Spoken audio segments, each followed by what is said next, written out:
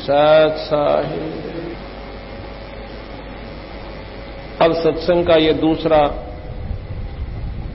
दिन है, 15 सितंबर 1999।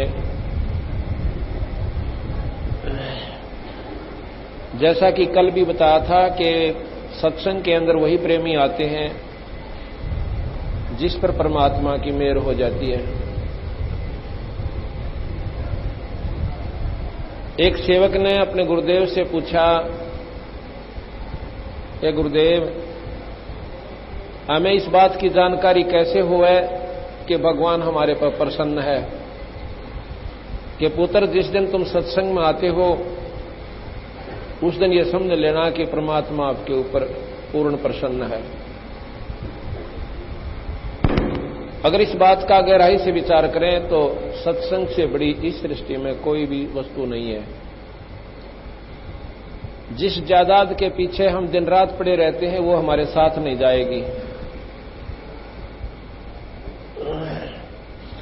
अगर आपने जायदाद भी चाहिए, घर में सुख शांति भी चाहिए, तो भी परमात्मा की कृपा से ही होती है। परमात्मा जो चाहे सो कर सकता है, उसके ये गुण हैं। हमारा किया नहीं हो सकता, ईश्वर चाहेगा वो होगा। ईश्वर कब चाहेगा? जब तुम आप ईश्वर को चाहोगे। आपके ईश्वर के चाहने का प्रतीक क्या है कि आप सत्संग के अंदर आओगे। सत्संग के अंदर आना कोई बच्चों का खेल नहीं है। बहुत ही शुभ संस्कारी हंस और जिस पे ईश्वर की पूर्ण कृपा हो वो इस रोजाना के कार्य से निवृत्त होकर और एकाधिकाम न त्याग कर और तभी जाकर के सत्संग में आ जाता है। जिन कार्यों को आप कर रहे हो ये तो करते ही रहोगे, क्योंकि ये हमारे अति आवश्यक काम है। किस दृष्टि से? समाज की दृष्टि से, आवश्यकता की दृष्टि से। और इससे भी आवश्यक जो कार्य है वो परमात्मा का नाम है। और सत्संग के अंदर ईश्वर के नाम पर 2 घड़ी बैठ कर जाना, ये भी इससे भी आवश्यक काम है। जो व्यक्ति इस दृष्टि से विचार करेगा कि ये कार्य तो उन भाइयों के भी चल रहे हैं। कहते हैं, एक बार एक भगत जी बता रहा था कि मेरे इतना आवश्यक काम था कि मुझे डर लगा था कि 2 दिन उस कार्य पर नहीं गया। ऐसा जरूरी काम है कि आगे से मेरा वो काम ठप हो जाएगा। ऐसी हुआ कि एकदम मेरी पत्नी बीमार होगी, मेडिकल में ले जाना पड़ा, हॉस्पिटल में, और वहां से 1 महीने के बाद छुट्टी मिली। वो आवश्यक कार्य भी छोड़ दिया, घर से पैसे भी लगाए और मानसिक परेशानी का ठिकाना नहीं, कितना कष्ट दिमाग में रहा। यदि हम इस दृष्टि से सोचें तो 5 दिन हम कोई बड़ी बात नहीं भगवान के नाम पर निकाल सकते हैं सत्संग सुनने के लिए। लेकिन इसको हम विधि से नहीं सोचते, मजबूरी में थे हम 2 महीने ना जाएं अपने कार्य पर। और भाई सुख में भगवान याद नहीं आता। कबीर साहब कहते हैं कि दुख में सुमन सब करें, सुख में करे ना कोई, अर्जे सुख में सुमन करे, ये दुख काहे को होई। सुख में सुमन ना किया फिर दुख में करते याद, कहे कबीरता दास की अब कौन सुना फरियाद। सुख में याद नहीं किया ईश्वर और दुख पड़े जब उसको याद करें, तब मेडिकल में जावे है ना, जब सारे देवता याद कर लें हम, उससे पहले कोई नहीं याद आता। तो कहें कि तू पहले याद करे तो तेरे ये दुख भी दूर हो सकते हैं।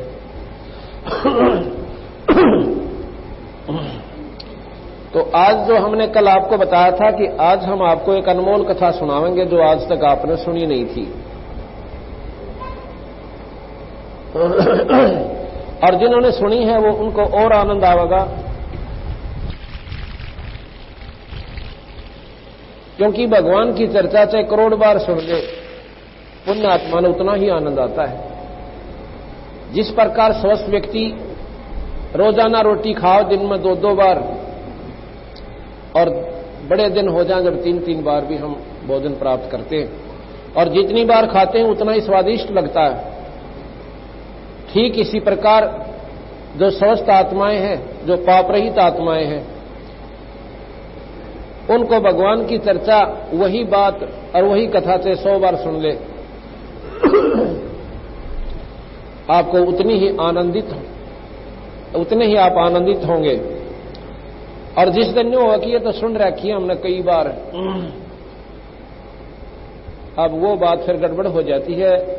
जिस प्रकार बीमार आदमी ने कहा कि आज रोटी को ना खाता, मैंने सुबह खा ली थी, वो क्यों नहीं खा रहा? क्योंकि उसके शरीर में कोई गड़बड़ हो चुकी है, या तो बुखार की शिकायत है या बदहजमी हो ली। इसीलिए जिस व्यक्ति को परमात्मा की चर्चा अच्छी नहीं लगती, उसमें फिर कोई पाप कर्म उसको कष्ट देने वाला है। उसका तरीका भी यही है कि सत्संग में आवे। अब दवाई न के कोई खा कर प्रसन्न होता है, पर मजबूरी में खानी पड़ा करे, चाहे वो कड़वी लागे और चाहे कोई मीठी दवाई हो। दवाई लेने से, दवाई खाने से ही छुटकारा होगा।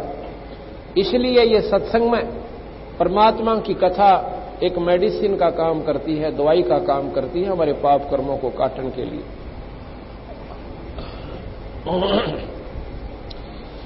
जैसा कि कल बताया था आपको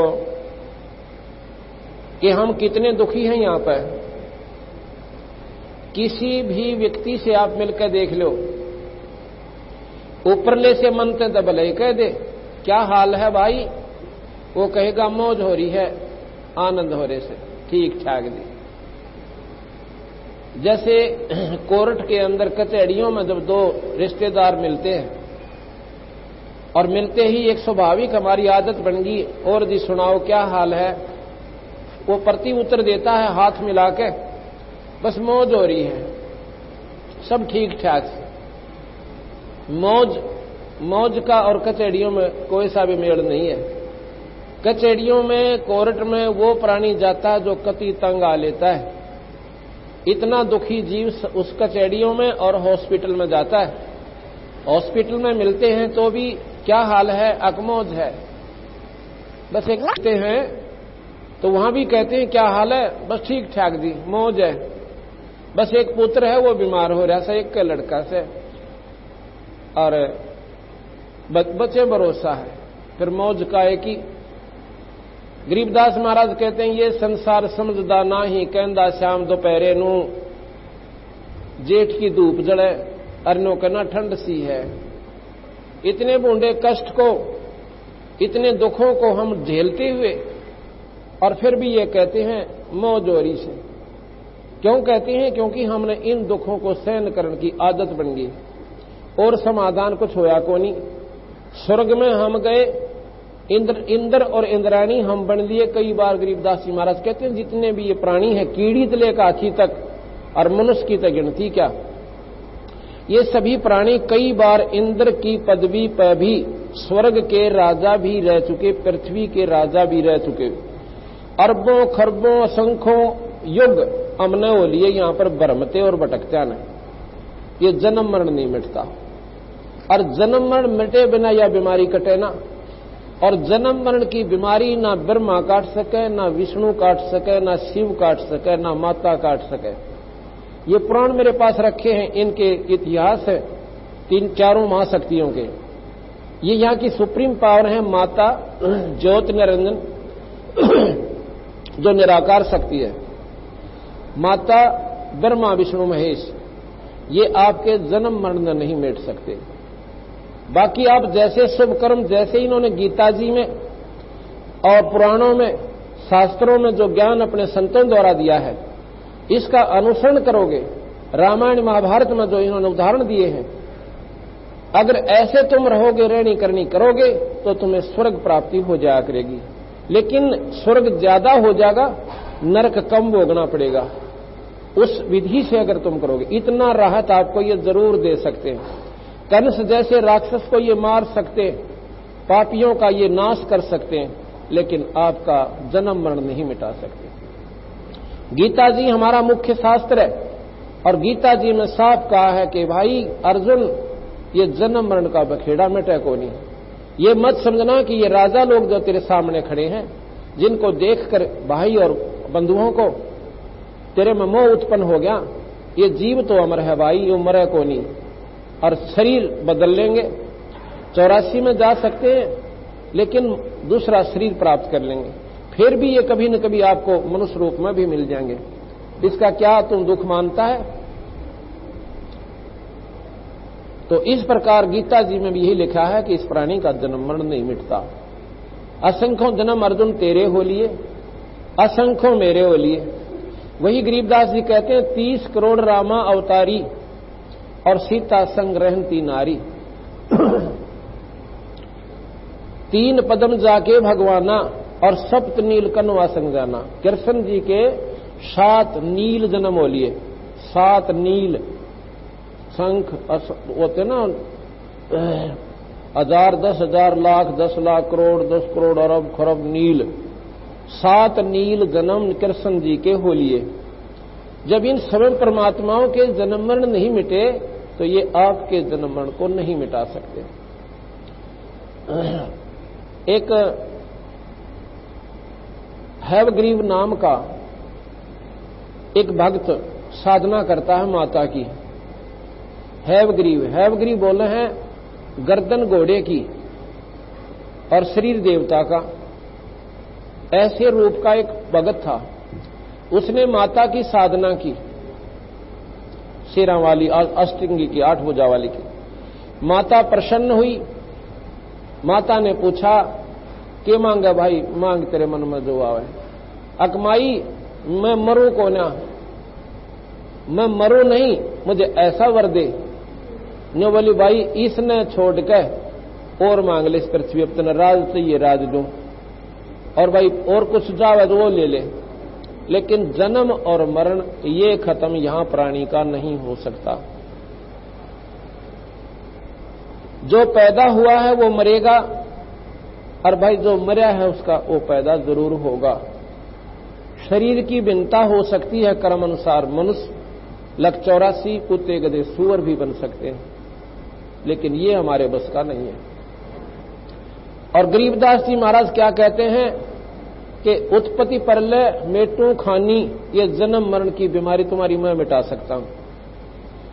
अब शास्त्रों से ही ज्ञान हमने ब्रह्मा विष्णु महेश माता और ब्रह्म तक का हुआ, उनके गुणों का ज्ञान हुआ कि वो ऐसे कर सकते हैं जैसे बड़े बड़े उन्होंने सुख दिए अपने हंसों को जो उनके उपासक हैं, लेकिन वो जन्म मरण नहीं मिटा सकते।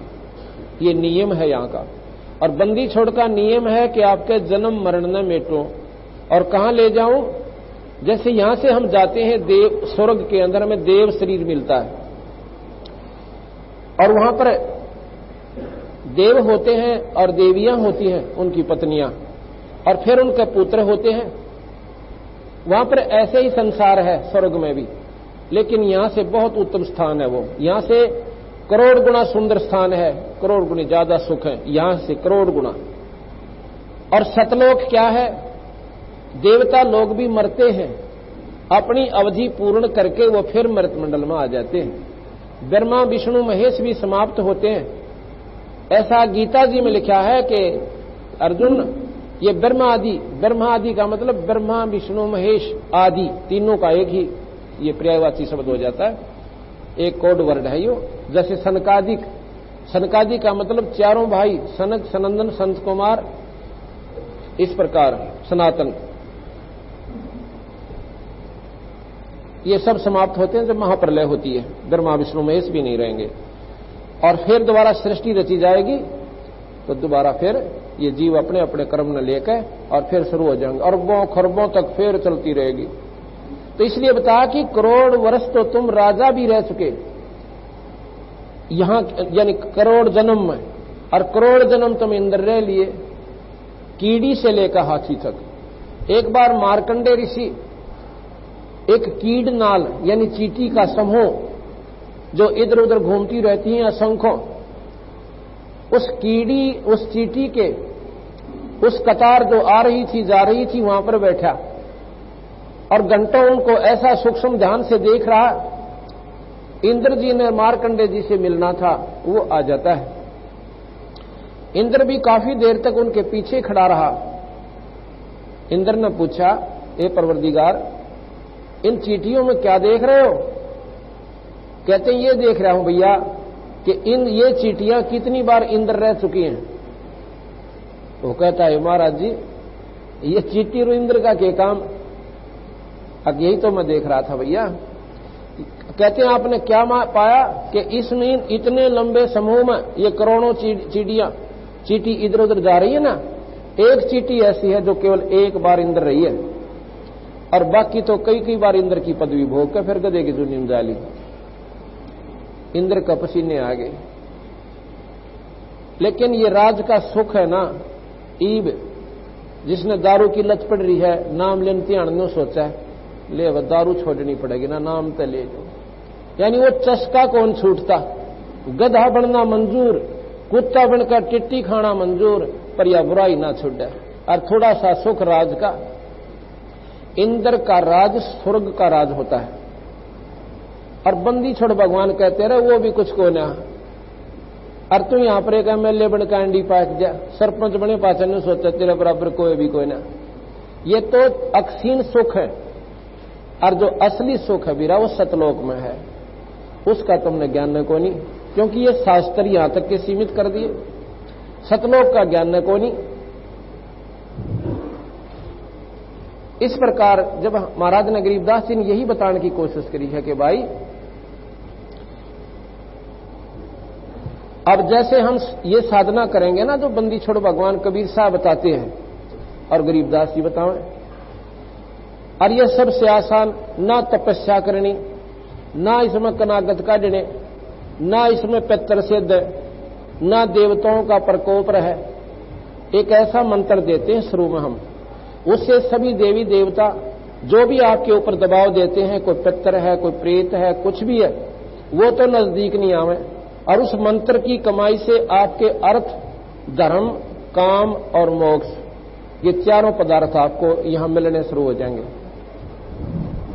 इसके साथ साथ ये तो है आपको यहां का सुख, जिस सुख को आप कभी मंदिर में ढूंढो, कभी तीर्थ पर जाकर खोजो, या किसी पाठ के माध्यम से खोज रहे हो, या व्रत के माध्यम से वो सुख पाना चाहते हो, आपको वो नहीं मिलता।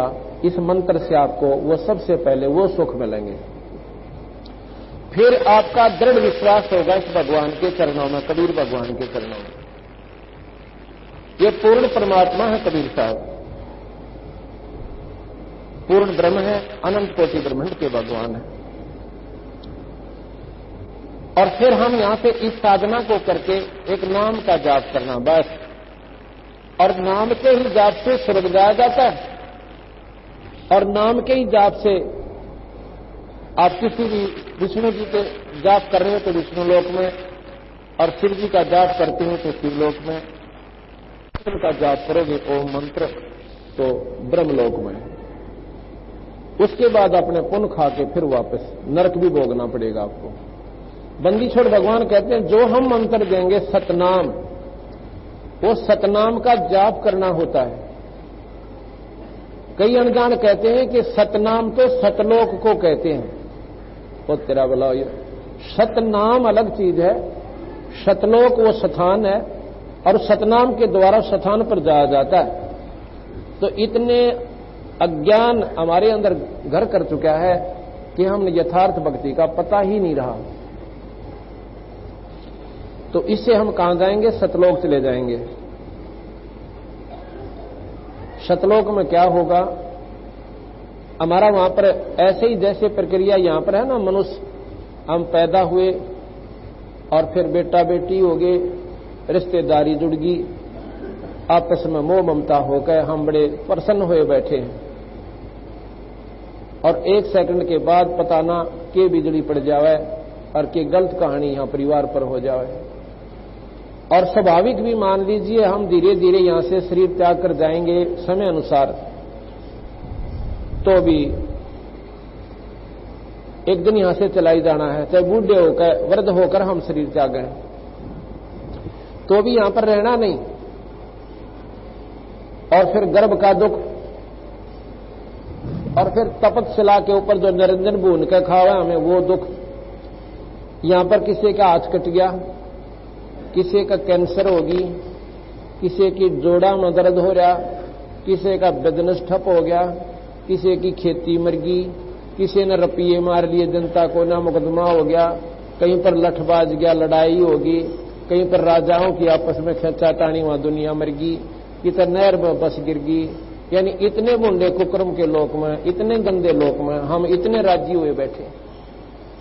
और सतलोक में जो प्राणी चला जाएगा उसका दोबारा मरण नहीं होगा। देख कमाल की बात, ये भी तो शास्त्र है, उसको पढ़ कर देखो। उन्हीं शास्त्रों को हमने सत्य मान लिया और इसको हम मानते नहीं। क्यों नहीं मानते? जब तक नहीं मानते, जब तक इसकी जानकारी नहीं होगी। तो हम वहां सतलोक में जाएंगे, वो लोक कभी नष्ट नहीं होता, उसमें गया हुआ प्राणी मरता नहीं दोबारा, और वो ऐसा शरीर मिलता है, ना उसमें कष्ट होता है, ना वहां पर कोई दुख होता है, ना उसमें रोग लगे, और ना ही कोई मरे प्राणी और परिवार नो के नो। जो एक बार यहां की कमाई करके और सतलोक जोगी अधिकारी जो प्राणी हो जाता सतनाम का जाप करके। सतनाम सतनाम ये जाप नहीं है कदे घर न जाकर तुम आप करने लग जाओ सतनाम सतनाम सतलोक चले जाएंगे, नहीं। वो सतनाम एक सच्चा नाम है। उस सच्चे नाम, वो नाम और है, वो केवल गुरु देता है। जिस गुरु को सतनाम का ज्ञान है, उसने उपलब्धि कर रखी है उस सतनाम का, और उस कनेक्शन जोड़ लिया उस ईश्वर ने, वो फिर अपने कनेक्शन से आपको कनेक्शन देगा, और तब आपकी कमाई शुरू होगी उस नाम के जाप में। इसके बाद आपको फिर सारनाम दिया जाएगा, और सारनाम के बाद जब आप निर्गुण उपासना के अधिकारी हो जाओगे, वो मार्ग बताया जाएगा, तो आप सतलोक चले जाओगे। दूसरा, सतनाम जाप करने वाले सारनाम प्राप्त प्राणी का दोबारा जन्म 184 का नहीं होगा। जिसको सतनाम सारनाम प्राप्त हो गया वो 84 में नहीं जाएगा, मनुष्य शरीर प्राप्त होगा। चाहे उसके करोड़ जन्म होना जब तक सतलोक नहीं जाएगा, चाहे उसके लाख जन्म हो और चाहे 4 जन्म हो, जब तक वो सार शब्द प्राप्त करने के योग्य नहीं होगा तब तक उसके जन्म मनुष्य के होंगे, और फिर वो 84 में नहीं जाएगा, फिर सतलोक जाएगा। इतना इस सार सतनाम और सारनाम प्राप्त प्राणी को ये एक अनमोल अवसर, अनमोल लाभ उसको प्राप्त होगा। अब यहां पर आप देख रहे हो, एक बहन मिली मेरे को गांव में, वो 60 के करीब आयु हो रही है उसकी। अब ऐसे ही मैंने बताया कि भाई यहां पर तो घने दुखी हो रहे हैं हम, यहां पर जीवन जान कुछ नहीं है इस प्राणी का। अपनी बुद्धि से देखा देखी, जिसके 4 लड़के थे, एक मर गया, वो नो सब्र कर ले है कि ऐसे फलाने व्यक्ति का एक का लड़का था, वो मर गया, वो भी तो दिन काटते से हम भी काट लेंगे। जिसका एक ही पुत्र था, पहले पति मर गया, फिर पुत्र की आस बनी, ये भगवान यो ठीक ठाक रहे, और वो भी फिर मर गया, वो बच्चा भी उसके सामने मर जाता है, उस औरत के सामने। अब विचार करो, जिसकी 50-60 साल की आयु होगी, पति मर चुका है, और जिस पुत्र के ऊपर उसने सारा जीवन न्यौछावर कर रखा था, और वो पुत्र भी मर चुका है। अब वो बेचारी अपने जीवन में किस प्रकार काटेगी? अपनी छाती पर हाथ धर कर देखो आप। अगर उस माई की स्थिति में आप हो तो इस संसार को आप क्या कहोगे? इसको धोखा, पर ये धोखा किया किसने? पहले तो आस लगाई कि तेरे बेटे हो जा, ये पुत्र तुम्हारा है, ये परिवार तुम्हारा है, ये रिश्तेदारी तुम्हारी है। फिर कहा ये जायदाद तेरी है, और अब तुम मौज मार, और मौज का यहां पर सांस भी को ना। तो इतने गंदे कष्ट में हमारे को किसने डाल रखा है? जब हमारे शरीर का भरोसा नहीं, शाम से पहले इस सांस का भरोसा नहीं कि बाहर गया कि अंदर आवे कि ना आवे।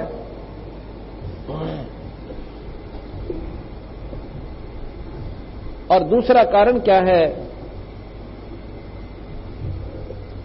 कि जैसे अभी मैं आपको बता रहा था, वो माई फिर के बोली, जो बोली महाराज जी कहो तो ठीक सो। मैं भी कहूं कि ये तो बंदी छोड़ भगवान कबीर साहब ने कहा है, उसका डंडोरा पीटूं। मुझे वो सत्य लगा और उसमें सच्चाई परिपूर्ण पाई, उसी को आगे मैं बताऊं हूं, मैं अपनी तरफ से कुछ नहीं कहता।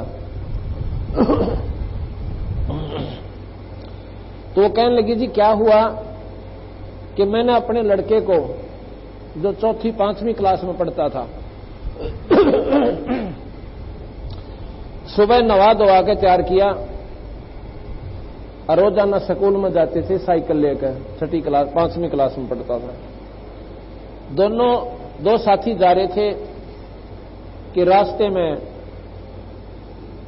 एक ट्रक से, इतनी देर में मैं रोटी खाने लगी थी, बच्चे स्कूल में भेज दिए, मैं अपना खाना बनूकर कपड़े धोकर रोटियां खान की खातिर बैठी थी और एक गिलास तोड़कर मुंह का नहीं कराया था, इतने में उसका साथी आकर कैसे ताई ताई, कहा भाई क्या बात से, नौकन देव थोड़ा रो पड़ा। अरे किम बात तो बता। वो टूकता गया, छूटा हाथ में नहीं रहा मेरा। कैसे ऐसे हम दोनों जावे थे और एक ट्रक वाले ने ऊपर ट्रक चढ़ा दिया, मेरा भी साइकिल टूट गया और भाई का ऊपर का उतर गया। अब नो ने कहा कि वो मर लिया, पर वह बेचारी नो कहती मेरी चुंदड़ी कीता है और जूती कीता है। और वहां से 1 किलोमीटर की दूरी पर वो स्थान था। जिसने पता लग गया वो भी गेल बाज लिए। क्या हो गया, उस लड़के ने उनको बता दिया कि भाई के ऊपर ट्रक उतर गया। वहां जाके देखे उसमें कुछ भी कोई ना, टक्कर मारी जाकर धरती में बेहोश होगी और कई महीना तक मैंने सोधी नहीं रही, ने पागल होगी, रो रो आंख सुझा ली। पहले उस बच्चे का ऊपर पूरा जीवन आश्रित था, अरे उसमें अब मैं क्यों कर जीवन काटूं। तो कहती है जी अब के बसाई, रो पीट के भी छिक ली, कुछ पार बसाई को ना। तो बंदी छोड़ भगवान कहते हैं यहां पर तुम्हारे साथ ये सलूक असंख्यों बार हर प्राणी गेल हो लिया। ये इसी कारण हमारा दिल धड़क धड़क करता है, कोई माड़ी सी भी गलत बात कहीं सुन लेते हैं। तो ये किसने किया, ये ज्योत निरंजन भगवान ने कर रखा हमारे साथ अपने स्वार्थ के ताई। एक उसने गलती करी थी और उस गलती का दंड गेला हमने भोगना पड़ रहा। उसने क्या गलती करी थी और क्यों हम यहां पर लाकर इस गंदे 5 तत्व के गंदे पुतले में फिट कर दिया, इसकी एक अजब कहानी है, वो आप अभी शुरू कर रहा हूं। गरीबदास जी महाराज कबीर साहब ने आकर एक यही निर्मल ज्ञान दिया है, न्यारा ज्ञान दिया है। ज्ञान तो वो भी ठीक है, गीता जी में, वेदों में, शास्त्रों में, पुराणों में, भागवत में, लेकिन वो ज्योत निरंजन से बाहर का ज्ञान नहीं है। ज्योत स्वरूपी भगवान तक ही ज्ञान है। इससे ऊपर महाराज ने ये भी ज्ञान दिया और इससे ऊपर का भी दिया। इस प्रकार हम जब ये बात सुनते हैं, मैंने तो यह कथा जब सुनी ना, क्योंकि शास्त्र भी पढ़ रखे थे और गीता जी भी खूब पढ़ा करता मैं, और बचपन से ही मैं हनुमान चालीसा करने लग गया था। 4वीं कक्षा से ओम नाम का जाप करता था, 7 बार हनुमान चालीसा किया करता था। और 12 वर्ष लगातार मैं सालासर गया एक मंदिर में हनुमान जी की उपासना के ताई, जो वहां का उत्तम मंदिर था। अनुमंगलवार का व्रत मैंने कभी नहीं छोड़ा जब तक ज्ञान नहीं था। और फिर नाम लिया, सतगुरु का ज्ञान हुआ, जब अंधेरा हटा कि ये व्रत और ये हनुमान की पूजा हमें कोई लाभ नहीं देती। अब ये बातें जब शुरू में मैंने सुनी थी तो मेरा भी दिल एकदम ऐसा धड़का कि जो ये व्यक्ति बता रहा है ये मैंने पागल नजर आवा है, कि तो मूर्ख है, इसने कहीं का भी ज्ञान नहीं। ये भी हनुमान जी की उपासना को भी ये नकारा कर रहा है। ये तो वो कहते हैं नास्तिक है। मेरे मन में अपने आप कल्पना उठे, पर मन में ये जिज्ञासुता कि आगे सुने ये क्या बताना चाहवस है। फिर उसने बताया कि आप कबीर सागर पढ़ के देखो। अब इन शास्त्रों का ज्ञान मुझे था ही, क्योंकि आस्था भगवान में थी बचपन से ही। जब कबीर सागर पढ़ा ना और फिर गरीबदास जी का ग्रंथ साहिब पढ़ा फिर तो भाई अपने आप चांदना हो गया। कैसे हो गया? कहते हैं एक दो भाई थे सेठ, और छोटा भाई मर जाता है उस सेठ का, उसका दो बच्चे थे। क्या हुआ, उस सेठ की जब 13वीं होली, महीना हो लिया, तो उसकी मां कहने लगी उन बच्चों की कि भाई तुम अपने ताऊ जी के पास जाओ और मेरे पास ये कुछ लाल रखे हैं 2-4, इनको ले जा बेटा। और ताऊ जी ने कह दे तेरे ने कि हमारा बिजनेस में हिस्सा कर ले, व्यापार में पैसे तो है नहीं भाई, ये लाल मेरे पास है, इनको दे दे। दोनों भाई उस मां के द्वारा दिए गए लाल की वह पोटली सी लेकर और ताऊ जी के पास गए। कहने लगे ताऊ जी ऐसे ऐसे हमारा पिताजी तो रहा को नहीं और हम बच्चे हैं, मेरी मां कहती है कि अपने ताऊ जी के साथ बिजनेस व्यापार कर लो। अब ठीक से बेटा या कौन सी बात से, मत आपका कहना हो रहा था पर नो सोचूंगा 6 माई वाले तेरे पिताजी की। अगदी वो तो ठीक से, पर वो होली जाली मेरी मां ने कैसे भाई रोटी करे बिना तो काम ना चले, करे बिना काम चले को ना, बिजनेस तो धंधा करना ही पड़ेगा।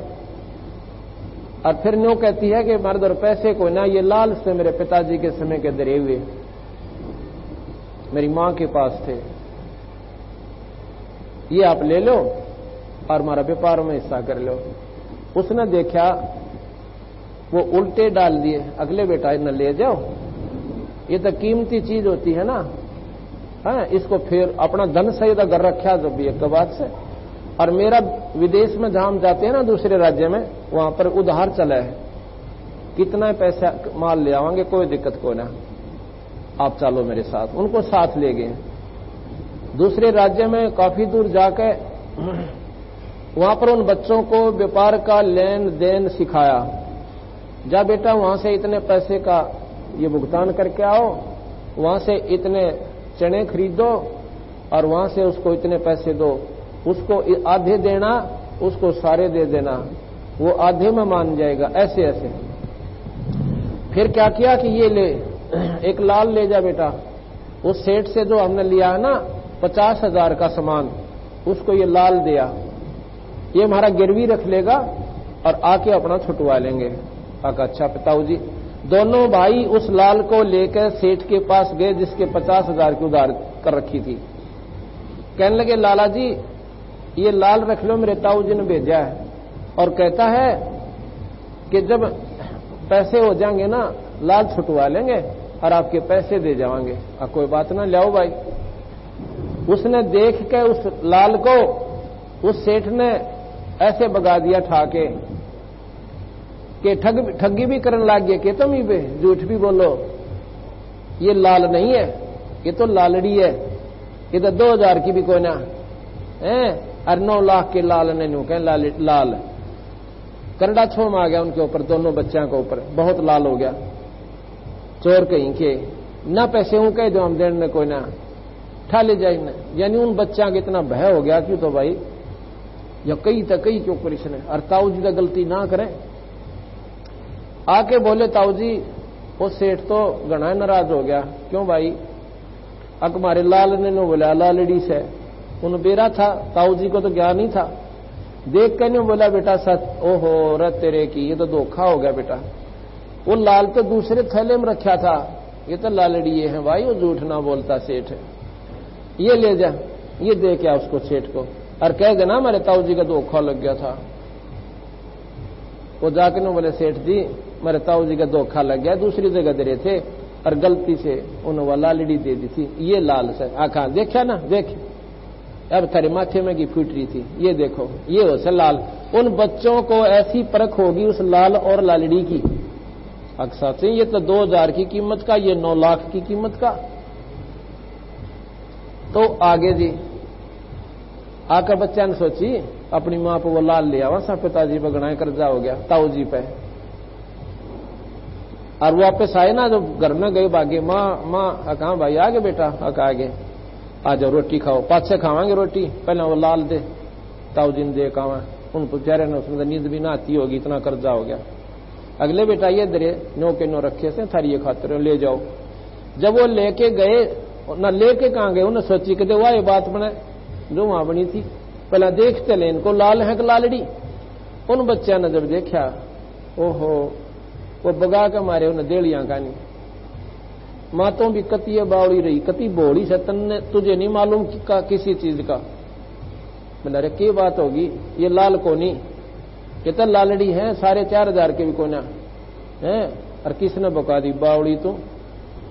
जो बोली भाई मन तो बेरा ना ये दरे थे तेरे पिताजी के समय के मन सोचा लाल होंगे और तक में चीज ना दिखती। वो बच्चे आगे उनको लेकर नहीं गए उन लालों को जाकर नो बोले ताऊ जी मेरी माँ है नवा कती बोड़ी से उन्हें नहीं बेरा जमाने का। बोला रखी बात होगी उसने मालूम था ताऊ जी ने कि भी आप पर रख लेंगे मुझे कहने की आवश्यकता ना पड़ेगी। तो नो बोले मारा जीवन ताऊ जी वो लाल को नहीं थे वो तो लालड़ी थी। वो ताऊ जी बोला बेटा ये थी तो उस दिन भी लालड़ी जब मैं अपने मुंह तो कह दो ना तेरी माँ का भी मुंह चढ़ डाओ और तुम भी न सोचो मेरा बाप मर गया हमारे लाल भी लालड़ी बतावे। तो इसलिए जो बात हम शुरू में जिनको लाल मान बैठे हैं जिनको पूर्ण शक्ति मान बैठे जिन परमात्माओं को आज मैं आपको उनकी परख कराऊंगा। जिसको या पूर्ण परख हो जाएगी अपने आप पता चल जाएगा लाल क्या है लालड़ी क्या है परमात्मा कौन है और किससे कितना लाभ होगा। थोड़ा सा भूमिका आपको पहले बताता हूं कि जैसे हमने रोज सुनते हैं 3 लोक के परमात्मा त्रिलोकी के नाथ चतुर्भुजी भगवान ब्रह्मा विष्णु शिव ये बात आपने याद रखनी पड़ेगी इस पूरे समागम को पूर्ण रूप से लाभ लेने के लिए। 3 लोक त्रिलोकी के नाथ ब्रह्मा विष्णु महेश चतुर्भुजी 4 बुझाएंगे। आदि माया शेरा वाली आदि भवानी इसकी 8 भुजा ज्योत निरंजन की 1000 भुजा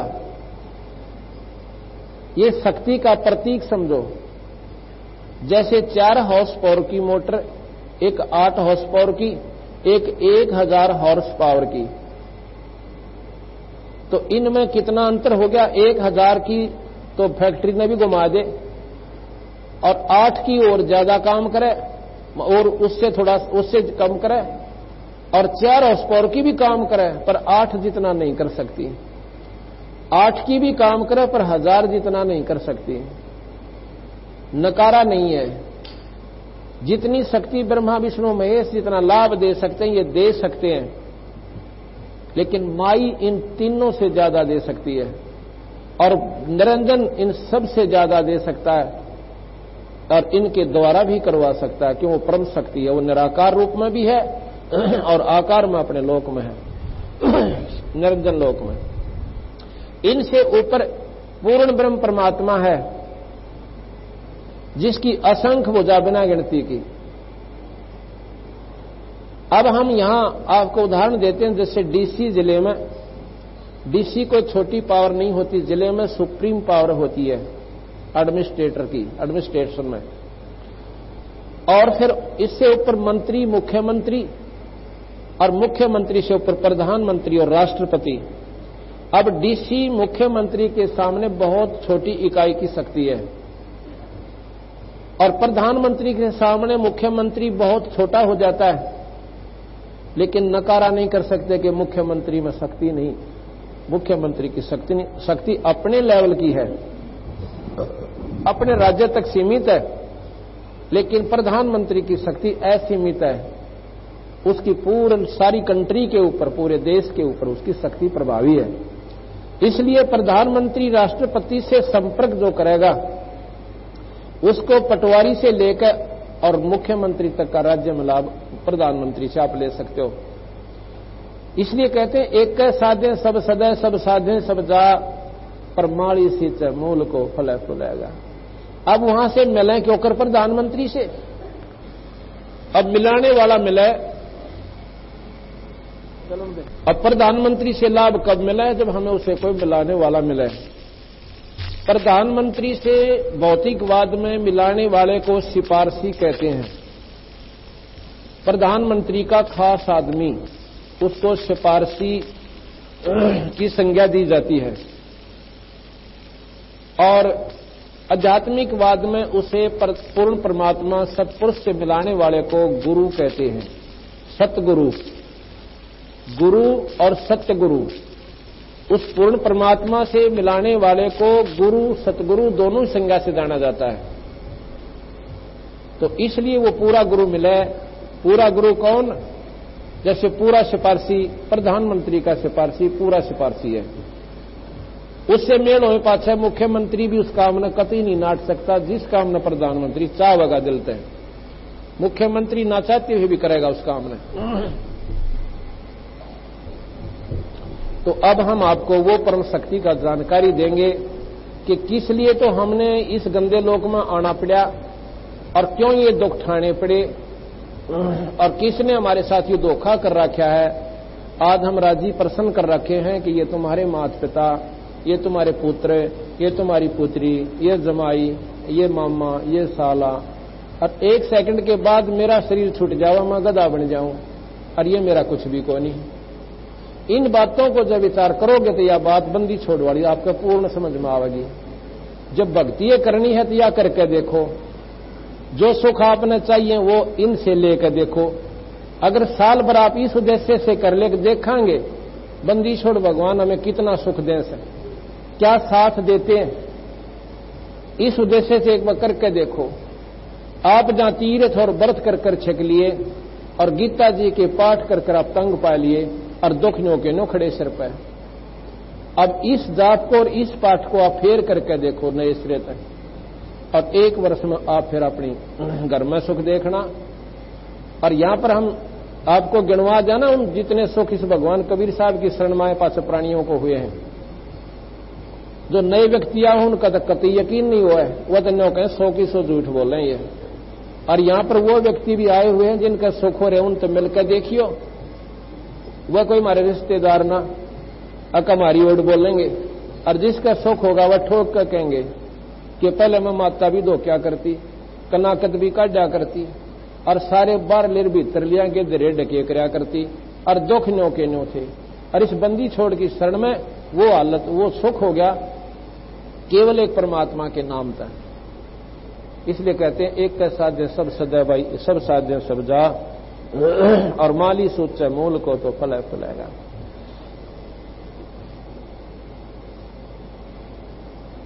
एक धर्मदास नाम का बांधवगढ़ का रहने वाला बहुत ही धनवान सेठ आदमी था। बांधवगढ़ मध्य प्रदेश के अंदर है, उमरिया जिले में। अब हम होकाए से उस बांधवगढ़ के अंदर इसी महीने की हम 30 तारीख को वहां पर पहुंच गए थे पिछले महीने। तो वहां का वो रहने वाला सेठ पर परमात्मा में श्रद्धा उसकी विशेष थी, जरूरत से ज्यादा। भगवान शिव, विष्णु और सभी माता गीता जी का पाठक, इतनी तगड़ी लगन थी कि उसने तन मन धन उसका ऊपर वार रखा था। बांधवगढ़ से चल के वो मथुरा में पहुंचा। मेरे ख्याल में मथुरा से बांधवगढ़ 700 किलोमीटर 800 किलोमीटर पड़ती है ज्यादा वैसे को। और उस समय जंगलों में का आना, और वहां देखे मध्य प्रदेश में नो एक बार नीचे खड़े और नो चढ़ गए, फिर नू निकल गए, फिर नू निकल गए, जंगला के मां का। अब स्थिति तो अब है जबकि वहां पर सड़कें बन गई, पुल बन गए उन नालों पे, और पहले तो उनका वहां का आना पड़ा करता था। कति उनको दुख पाता हुआ वो प्राणी परमात्मा की चाह में, भगवान कृष्ण की उमंग में और मथुरापुरी में आ गया था। यहां आके कबीर साहब उसको मिलते हैं। उनको समझाया भाई ये साधना धर्मदास ने करोड़ों जन्म कर ली, पर बिराया बिरान माटी या दुर्गति तुम्हारी मिटी नहीं। ये प्रसंग न्यारा सुनाएंगे आपको। तो जब उसकी ये बात समझ में आई कि महाराज जी फिर जन्म मरण मिटे किस विधि से, और क्यों हम तंग पाए इसे गंदे लोक में आकर। कल शादी हुई लड़की की, परसों जमाई मर गया। एक दिन पहला तो खुशी का ठिकाना नहीं सोची थी माता पिता ने कि बच्ची पराई होगी, बोझ उतर गया। और के बेरा था परसों इससे 12 वजन बनेगा। इसे गंदे लोक में मारे के लिए सलूक रखा, किसी की आंख फूट गई, किसी की दोनों टांग कटी पड़ी, और कोई कैंसर तो भुगत रहा, कोई कुत्ता बनकर और के खा रहा, कभी सूअर बनकर, वो क्या भोग रहा है। इतना गंदी हालत हमारी किसने करी दाता? क्या हमने कभी विष्णु जी की साधना नहीं करी जिन्होंने छुटकारा नहीं दिवाया? कबीर साहब कहने लगे, बेटा ये छुटकारा नहीं दिवा सकते, ये बेचारे स्वयं उस निरंजन के अधीन हैं, ये उनके सेवक हैं, ये कानून से बाहर नहीं जा सकते। जो तेरे भाग में वो भोगना पड़ेगा, इसने ये मिटा नहीं सकते। स्वयं भगवान रामचंद्र जी ने नारद जी द्वारा श्राप दिया गया था विष्णु जी को कि जिस प्रकार आज तूने मेरे साथ धोखा करके और बंदर का मुंह ला दिया, एक औरत जिससे मैं शादी करना चाहता था और उससे तूने स्वयं शादी कर ली, अब तू भी एक दिन इस औरत की खातिर दर दर भटकेगा, तेरे साथ नहीं रहेगी, इसका आनंद नहीं ले सकता। जैसे भाई पति पत्नी का भाई उम्र तय साथ होता है, ऐसा तेरे को नहीं रहेगा। उस श्राप का दंड विष्णु जी ने स्वयं भोगने के लिए राम अवतार बनकर दशरथ के घर जन्म लेना पड़ा और सीता और राम इकट्ठे नहीं रहे। जब स्वयं तीन लोक के परमात्मा ने इस दंड का भोग भोगना पड़ा, कर्म दंड से नहीं बचे, तो भाई यहां पर और कौन बचेगा धर्मदास? इसलिए तुम गधे भी बनोगे और कुत्ते भी बनोगे, सुअर भी बनोगे, भाई 84 भोगनी पड़ेगी। ये इस तीन लोक का उत्तम नियम है। इस प्रकार तो महाराज जी पूर्ण सुख कहां भाई सतलोक में होगा धर्मदास? वो सतलोक क्या है महाराज जी? हम क्यों आए यहां पे? बताया कि ज्योत निरंजन भगवान ने 1 लाख प्राणी रोज खाने हैं। कैसे खाता है?